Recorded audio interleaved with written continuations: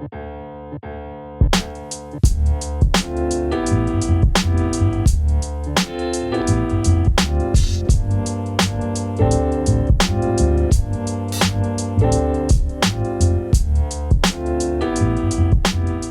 ora e hoama, ane anō mā ko tāwharau, me tahi akoranga o toa jiu-jitsu.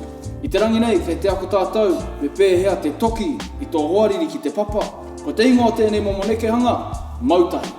Ka timata, ko te mea tuatahi, ko taku mahunga, me tuki i tana puku, kia āhei au, te kapo i tana waiwai o mua.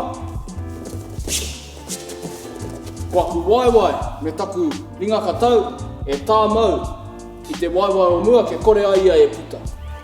Ko taku ringa maui, kei te ārai i te waiwai o muri, kia kore aia e neke, kia pai taku kume i aia ki te papa.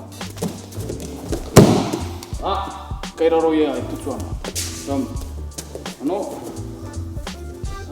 Tuki. Tā mau a te waiwai, ārai i te papa.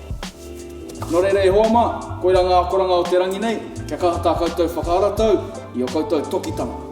Toa Jiu-Jitsu.